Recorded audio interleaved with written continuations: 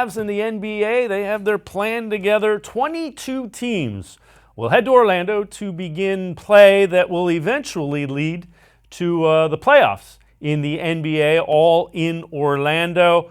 The Cavs, though, one of the 8 teams that is not included in those 22.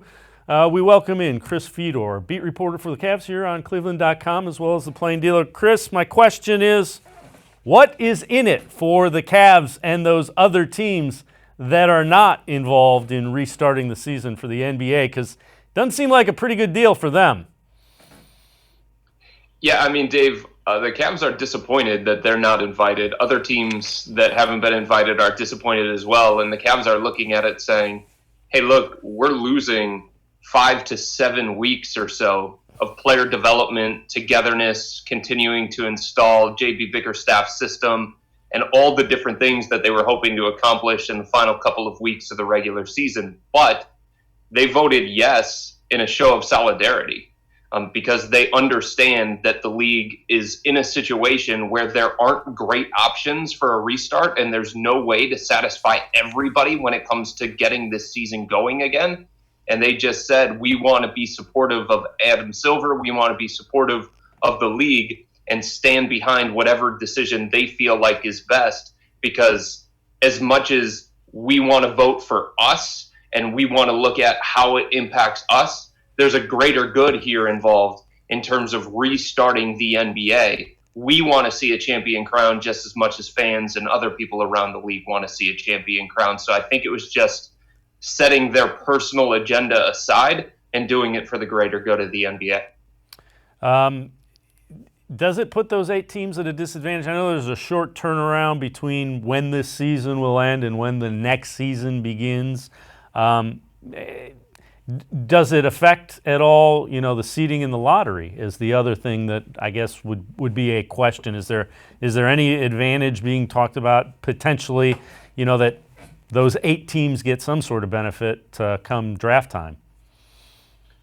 So I was talking to somebody within the Cavs organization earlier this morning, Dave, and there is somebody in their front office that is preparing a plan to send to the league and to the Players Association about how these 8 teams can still be involved somehow, some way.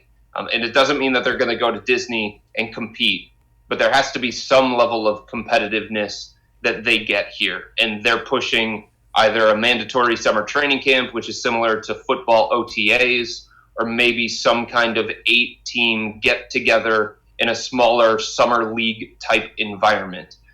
This is unprecedented. There is no playbook for what the NBA is trying to do here. And there's, again, like I said, no way to satisfy all the teams. But the 8 teams, including the Cavs that are left out, are putting together some scenarios about this is what we want, this is what we need. We can't have 8 months where our guys just aren't together whatsoever. Like, can they do individual workouts and go into the gym, Larry Nance Jr., if he wants to get some shots up? Sure. But 8 months for a young team with a new coach, it is really going to hamper their player development. And Dave, the other thing that you brought up is how the 8 teams are going to be affected in terms of the lottery. Look, they're frozen. It's not like a team like Washington can all of a sudden go to Disney, improve their lottery odds. But one thing that continues to be brought up is, how is it going to be fair if a team like, say, Washington gets invited to Disney, gets those 5 to 7 weeks of togetherness, player development, and game environment, and then they somehow in the future benefit in the lottery? Like, they jump one of these teams that wasn't invited to Disney.